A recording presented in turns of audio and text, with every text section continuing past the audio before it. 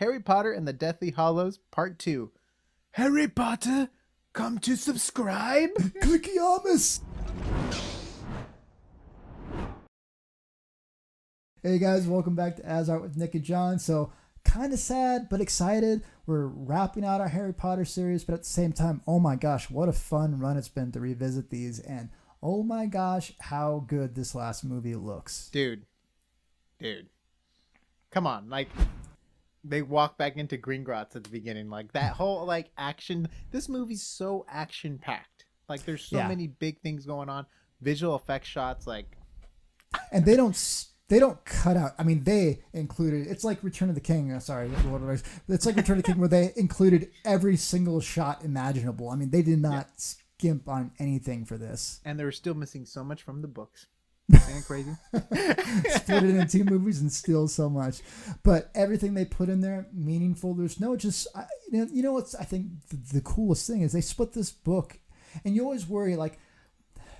In The Hobbit, I feel like this is a good example. They stretched out a 300-page book to 3 movies, and to me, and I think to Nick, it felt like that. Other people, like my wife, she loves The Hobbit way more than Lord of the Rings, which is, we almost got in a fight on that the other day. But anyways. I'm like, well, don't do that when I'm drinking water, man.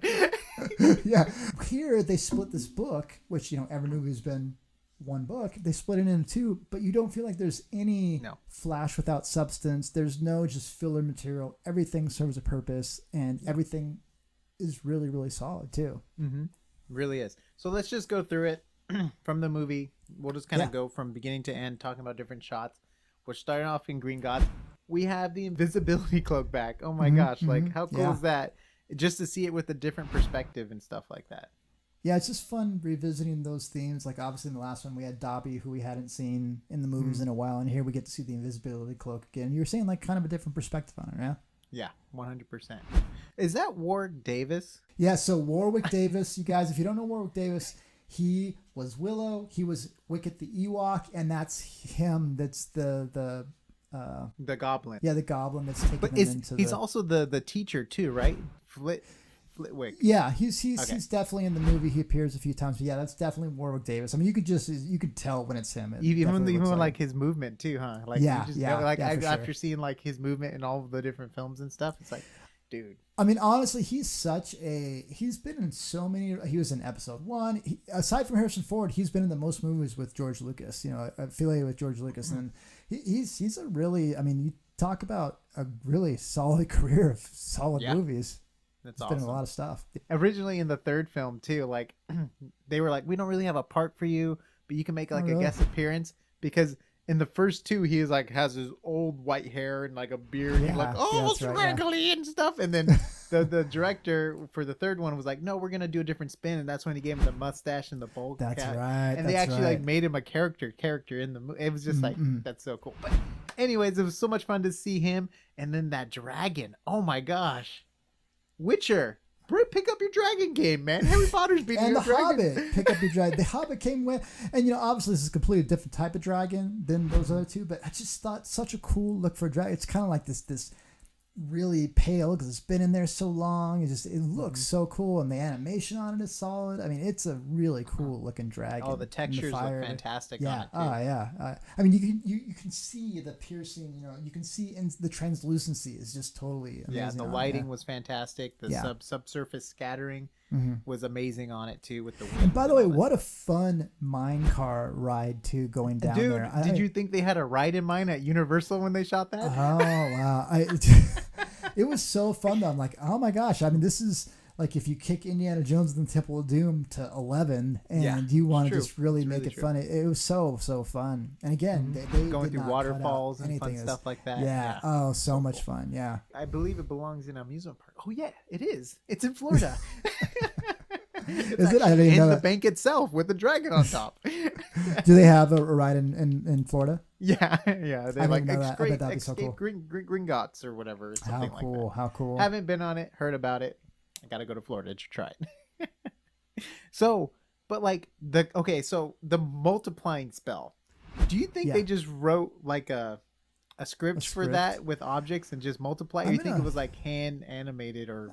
I think it was probably some source, because I mean there was so much going on. I mean obviously they probably keyed certain things, like, oh, let's add one here, let's add one. But I mean, for sure, definitely they had some type of. Because if they build it in 3D running. space, you can just put it in the, boom, boom, just have it multiply by itself. It's still tricky to try and have. I mean, so a big technical achievement in Pirates of the Caribbean was when they had Davy Jones's tentacles interacting with physics. Because usually when you have 3D geometry and you animate it, you have to animate the interaction between things as well. To have all that interaction and dynamics, to have it happen dynamically, is usually a lot of extra steps. And for how much they were populated with, I imagine they had to have.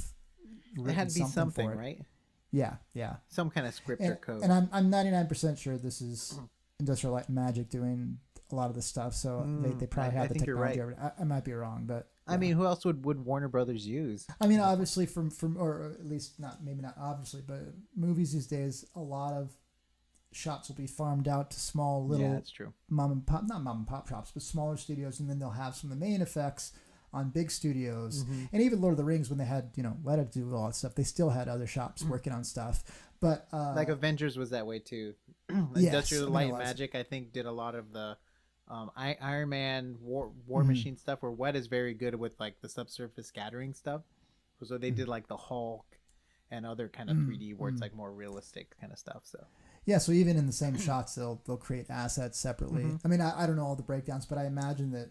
There's so many huge, crazy shots in this film that how you have to go with the big players for a lot of stuff. I'd imagine. At least for like the dragon and like the hero shots, like that white dragon when it busts out and all that stuff like that. Yeah, man, so much going on. Yeah, looks so freaking good. Yeah, Allah. Snape and McGonagall. There you go, man. Again with the color. Yeah, it's just a really fun, semi-brief duel. But then I don't think it happens that way in the book, though. I think Harry fights him in the book, but in the movie they wanted to give McGonagall like some kind of presence, because she has a huge presence in the book when he sneaks back in, because he goes to, like Ravenclaw and she's like, "What's going on?" Like she has this like big old part, so it's just. It's amazing really how much gets cut out from the book. It's so crazy.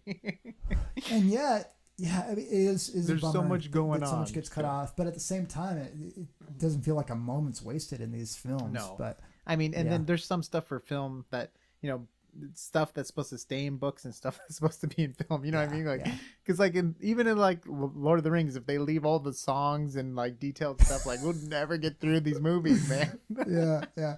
Even the animated film, which we're going to get to for The Hobbit eventually. Nick and I love the songs in there, but I mean the songs that they even had in the Hobbit movies just felt really cheesy in the context with the live action in certain cases, and so some things just need to stay in the books. And that's true. Actually, you know what? That's a good point, because like the Sorting Hat always sings these songs every year.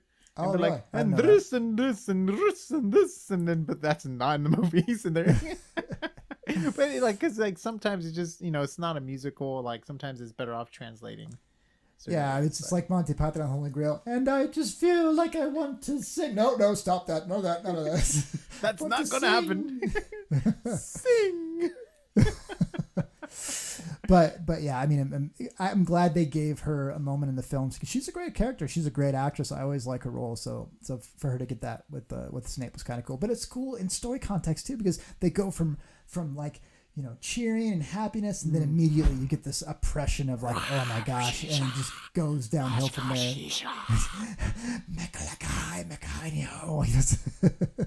It's like the Eye of Sauron talking to everyone. Yeah, it is for sure. Yeah. Harry Potter, betray him. But like the screaming and everything too. That was so awesome. Oh, so fun. I mean, how they slowly introduce it. You get an idea, and then you hear their reactions, and then you get revealed what's actually going on. But it's just fun. And Ralph Fiennes with his voice and his stage presence. I mean, it's so good. Yeah. Okay, so the battle. What'd you think? Like the whole protective shield, they're destroying the Quidditch, the epic Quidditch thing, and but the whole thing with the bridge. Like anything that stood out to you where you're like, dang, that's sick. Like that shot where we zoom in on the wand and it's cracking. Like what did you get out of it? I mean, like honestly, everything was just so impressive. And it just is. Again, this epic battle, really dark stuff, but yet they still have what's his name, where he's guarding the bridge, and he's like, that's and then all of a sudden they break through, and he's like, run away. Oh, you're talking about Neville Longbottom. Yeah, Neville. It's just fun, and he has a big moment in here too. Like just they do a great. You know, honestly, I think what it is they do a great job of weaving and closing all the storylines here. And in a book, obviously, you have more time, but screen presence still. He has his. They've kind of hinted at him being a brave character, even though he was never, you know, like the main. And then he has this huge moment in this film, you know. Yeah. And it's just kind of fun where they had like some comedy with that, and then but the bridge exploding, just beautiful. Man, the effect shots just so amazing. So, everything just stood out as beautiful. Just really briefly, I'm going to touch on Neville. So Neville was born like at the same time as Harry at the end of July.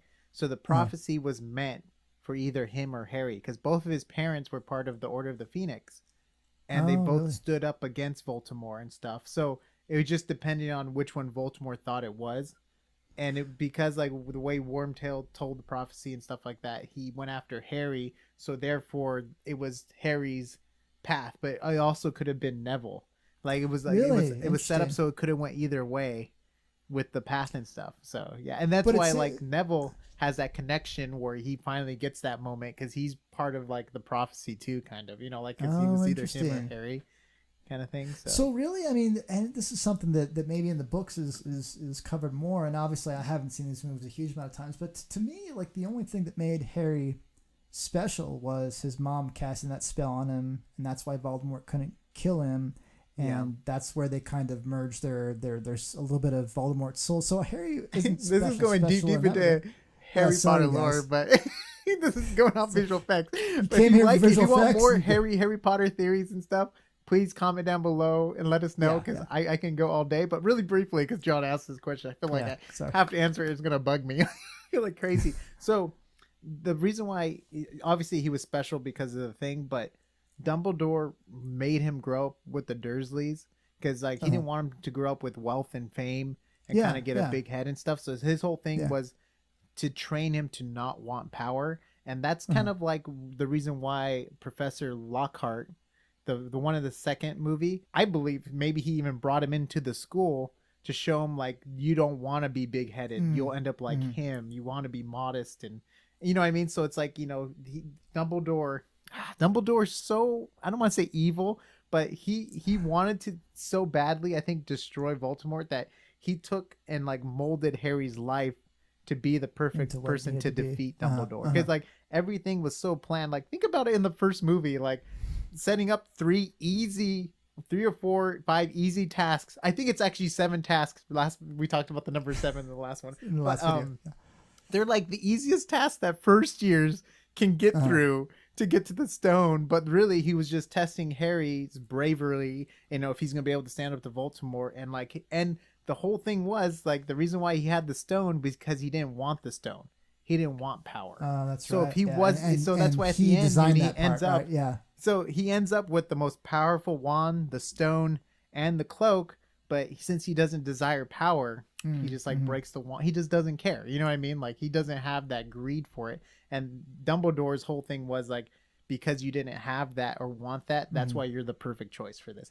Back to visual effects, everyone. Sorry, guys. I was curious. I've been curious for many years, so I had to ask. Let's talk about the Horcruxes and the way the effects go. The first one, I believe, is in water, right? No, the first one. Yeah, no, it is the water, because it's the cup. Yes, because the sword was stolen. Yes, because they have to go down to the Chamber of Secrets, and they get the basilisk, and then they stab the cup, right? And you get that cool water effect. You know what I mean, with like the face and just like, I always trip out over particle stuff like that. It's just like, me too. It looks so good, doesn't it? Like, and if you guys aren't familiar with kind of visual effects of the earlier videos we've done, it's not an area that I've ever delved into, but those take possibly the longest out of any effects to render, because you have all these little teeny tiny dots that represent particles and how they flow and how they interact. And you have to run all the math, and you imagine there's hundreds of thousands of little things interacting, and how's the gravity, and it's so crazy just to run the simulation. Then you have to render it, and with the things going under the surface and fire, smoke, it takes forever. I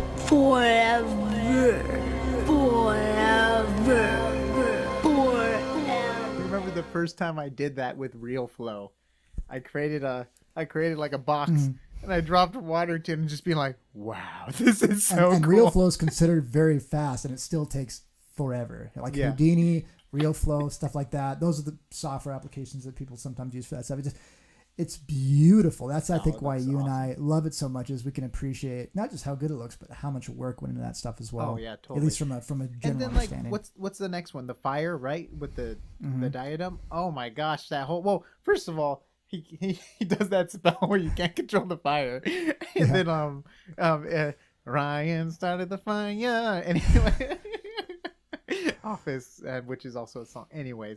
But like that looks so cool. Just the way like I thought it was okay with the room on fire. You can tell there was a lot of just like almost stock and layers and stuff. It wasn't as cool as like the real flow like effect coming out of the wand, which is like almost like lava fire kind of like building out. But man, the face with the explosion when he kicks in the diadem. Oh my gosh, it looks so good.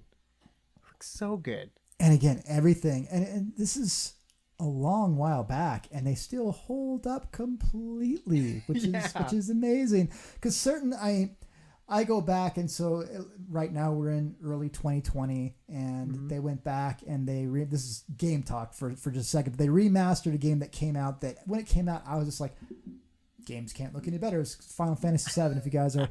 And you look back at that, and they have blocks for hands. They have no fingers. They have no hands, just blocks, like, squares. And now they go back and they redo it, and it looks amazing. But again, X amount of years down the road, are you going to say that looks dated as well? Whereas this stuff, I don't think is ever going to look dated, I don't think. No. It blends in well with the stylized. Yeah.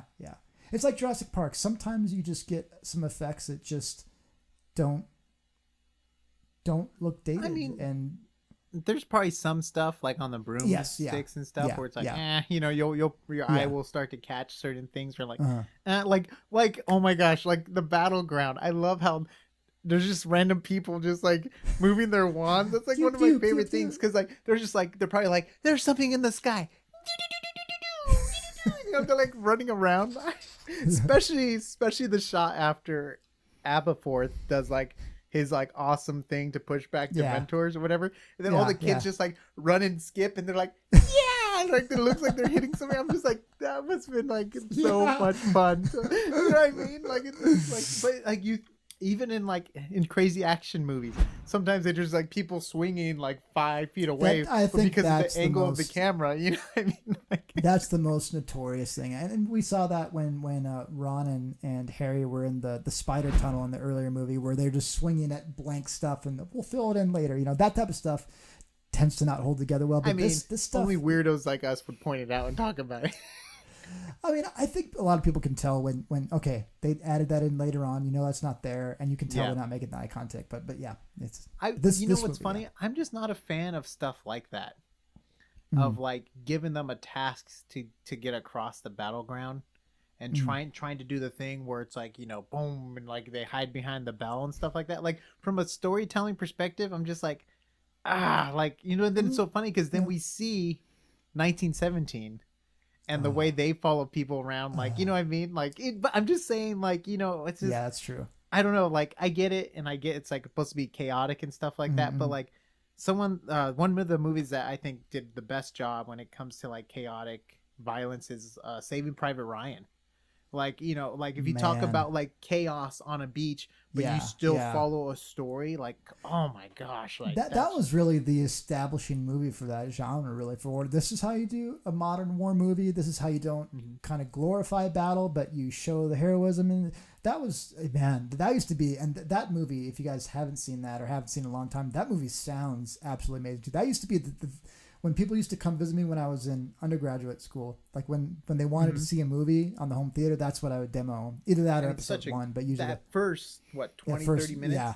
Yeah. D-Day. Oh my gosh. Yeah. Crazy. It's insane. And that's why, like, I always think of like, when you think of crazy action, like, cause even though there's a lot going on, you know what's happening still. You know what I mean? Like he did such a good job with framing and telling story, moving the camera to where the task is at hand. Previs, everything. This one just kind of felt like, you know, like run around and we'll kind of just float around to different things. It didn't feel like super planned. But then again, like it's Steven Spielberg I'm comparing this to. You know what I mean? Like, you know? Well, sometimes you want to get across the idea that everything's disjointed and there's all kinds of chaos. It doesn't have that perfect flow either. I mean, I don't know. It could have been. I don't know. It bugged me, but it probably didn't bug you at all, right? I mean, if you compare it to, if you take the strongest scenes from the best of movies, you compare it to one of many amazing scenes in an overall great movie, it's hard to, if Saving Private Ryan, one of the best war movies that you can think of. So it's hard to compare it to that in certain regards. Well, I guess like later on when they're chasing the snake and stuff, I feel like that's done more organized than that. Okay. That scene just felt so I get weird what you're because, saying. you know what I mean? Like it just felt like, I don't know. I don't know. Did you get a little bit scared when you saw the spiders though coming up over the ridge? I know you're fear of spiders. I see spiders, the two S's. I see spiders, I started shaking. Like so, anytime. But it's just fun how they integrated everything in. Like here's this, here's this, here's this. It's like in a game when you have the end boss fight, is you have to fight all the other bosses too. It's like they just threw everything in there. It's like, oh my gosh. But it's so cool too, right? Because everything takes place at this school. You know what I mean? Like even all the memories you have of certain areas and locations and the people there. Think about like 7 movies you had to connect to some of these characters and they're running around fighting and stuff. And like I think you even see like that girl that liked Ron in the 4th one. She's like her neck's getting like bitten by the werewolf character. Oh, that's right. Greaves, yeah. I can't remember his name, but he likes to infect kids with the werewolf thing. But like, you know what I mean? Like there's some like, oh crap, like, ooh, that's going down. You know, one of the twins, and it was so good, like the whole build up and everything for the battle too and stuff. You know, it's so funny. I always think about it. So, Sauron tries to take over the world, Middle Earth, and he fails. You know what I mean? The Emperor tries to take over the galaxy and he fails. Voldemort tries to take over a high school and he fails. Like, let's get bigger goals here. No, I'm just kidding. Hey, aspire to more. Like, talk about someone who was bitter in high school or who peaked in high school and his whole life was high school with a varsity jacket and he just can't leave the school alone. Get a nose and get a job, all right? You know what I mean? He's so connected to the school, but I understand it's a magical place. There's rooms that, you know, like Dumbledore in the books, like, I had to use the bathroom. All of a sudden a door appeared and it was a bathroom. It was the room of requirements, whatever you require. You know, it's just like, you know, That's it's like, hilarious. Come on, why would you want to leave this place? Wanted to take over school. Oh, that's funny. Anyways, let's go to the afterlife scene. The King's Cross, you know what I mean? Like, well, first, before we talk about like the heaven kind of editing and compositing and stuff, what'd you think of the baby form of Voldemort? I say the baby form, but the crinkled. I prefer to say embryo Voldemort. There you go. Thank you, John. Thank you so much. What'd you think? You know what I liked about that is it showed him in a helpless state. It didn't just show him. It's like, oh, you actually have some sympathy for him. You never really get that from Voldemort in the movie. You get a little bit. He's just always this bad guy for the most part, but in that one brief moment you're like, there's nothing we can do for him, you know. It's like it's just this. I thought it looked really cool. It's like, I guess it's like that's what happens when you split your soul, you know what I mean? You lose yourself. You know, kind of thing. I guess, man. He split it inside out 7 times. Well, see, there's the number 7 again. The 7 Horcruxes, even though there's 8 technically, because he didn't plan for Harry, but in his mind he wanted to do 7. Maybe 7 was with Harry. I can't remember. I think there's 7 Horcruxes. Well, in the Bible, 7 is a very, like, biblically 7 is a very significant number too, right? This is, I mean, he's Jesus basically, like right? He dies. You know, he sacrifices himself. You know, lamb led to the slaughter. He gets resurrected. And all that stuff. But I mean, there's a lot of kind of allegory and, you know, some biblical references in this. So I mean, it makes sense that she likes the number 7 because 7, like the 7th seal and all these things in biblical too. It reminds me of Parks and Recreation. There's a scene with a time capsule where someone wants to put the Twilight books in there, and the person's like, that book can't go in there because it's too demonic or whatever. It's so, you know, whatever. And then the other one's like, that can't go in there because it's too religious. The religious themes, it's too Christ-like. Or it's just like, you know, that's what I feel like Harry Potter. Everyone's like, this. It's like, it's the same story. You know what I mean? It's just like a story told, which is through- cool. It's fun to It's borrow Star Wars. what It's works. you know, it's all and the yes, you blend it in. Yeah, the yeah. hero's journey kind If of something thing. works, and Neo. you can reinvent it. Yeah, I mean, and all that stuff. Which I can and keep all the going. best I'm stories, stopping. all the best stories. Every movie. No, I'm just kidding. I'm just joking. But okay, so let's talk about King's Cross. What did you think? Were you a fan of just the white, ever going kind of? Yeah, No you know shadows what? on the ground. For really dark movies, it was an interesting change of scenery, and I thought that's why it worked well for me. Is all of a sudden you're like, what's going on? Like, and you get this. It's just a different look, but it throws you off, but in a way that they intended to throw you off. Like, oh, this is different. This is a completely like I said, it's almost like the Afterlife, whatever it is. Yeah. How cool would have been though if we got that scene from The Matrix where all these guns just come and he's like, I'm going back, and just like he just like comes back, it's like full on Matrix style. He's like running off the trees and just like killing all the bad guys. And then he opens his eyes. I know jujitsu. No, I'm just kidding. We're mixing the movie. But it did. I mean, honestly, it did completely remind me of The Matrix when they go down that hall and they have all the guns. But they do it in a fun way here that completely works. It's so good. But yeah, it's funny that you thought of The Matrix because I totally thought of The Matrix as well. But we're always talking about The Matrix and Star Wars and Lord of the Rings. So you know, yeah. What number am I thinking of? No, I'm just kidding. I'm just joking. 7. Wait, how did you know? Okay, so let's go to like the last battle, like, you know, the final thing. Harry's still alive.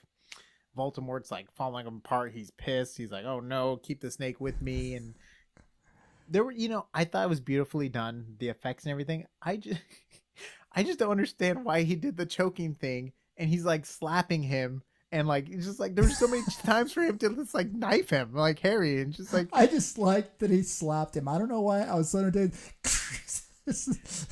I'm not just gonna kill you, but I'm gonna very rudely slap you before I do. There's a point where he literally like he gets him with like his robes. It's like, you can't kill him. Rip his arms out of the sockets at that point, dude. It's like, yeah. Well, I mean that's every villain's downfall. They just want to get too many licks in, I guess. It's like Dr. Evil, right? No. We're just gonna close it and assume everything went to plan. You know? Yeah. That's one moment that did look a little bit odd to me is when he had all the robe pieces grabbing. I thought it looked cool, but it looked a little bit funky. The animation. Yeah, it did. I don't know. Because it was just like coming out of his head and stuff just randomly. Yeah, that's probably what it was. It reminded me would have been so cool if they Doc used Ock that and black Spider-Man. effect. Remember, like when he fought Dumbledore and he kind of like used his cloak, and I think he even did it a couple times to Harry, where just like black smoke and just instead of like static. Yeah. Like that would have been cool, and it was like had him like, you know, kind of like pushed up against the wall. It was a fun effect, though. I thought it was totally cool. It just looked, of all the other effects that I can't say anything bad about. It just felt out of place, right? That just a little bit odd. Just a little bit odd. I don't know. Maybe it just didn't feel like his moveset. You know what I mean? Like, you know, to use his clothes to like wrap someone up. It's like, wait, he hasn't. When has he used his clothes at all in this movie? Like maybe his wand, yes. You know, slapping someone. I haven't seen him slap anyone yet, but. I love. But then again, when he could be at his end, like he's just full on survival mode. You know, he's just like a cat clawing, you know, for life. All of his bag of tricks, yeah. He's like, you know, he's like, watch my third leg come out. I don't know. I have hair. It was a fun fight though. I mean, they definitely got the variety in it, and it's so much better than the books fight. In the books fight, they like run to the main hall.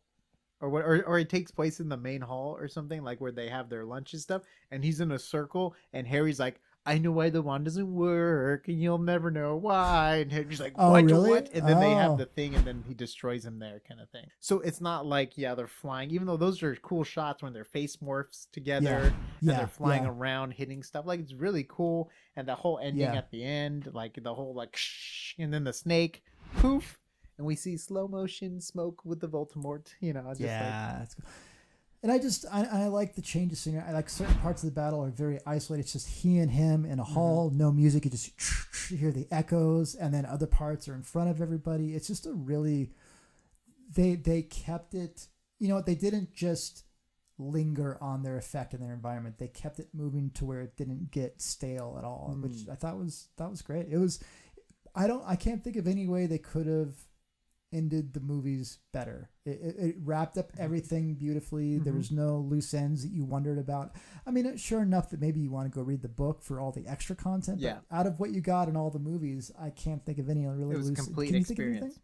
Yeah, Well, it was a complete experience. One thing that I liked a lot about his death. So, he's just like, it's so cool because like when we see him with every time he gets destroyed, like his Horcrux or, something like that, it's always like a smoke or a soul leaving it. And when he dies at the end, he's empty. Where it's just like fragments of his former self. There's no like smoke or soul because it's just like he's just so empty inside. He's just like he's just like an egg that's empty.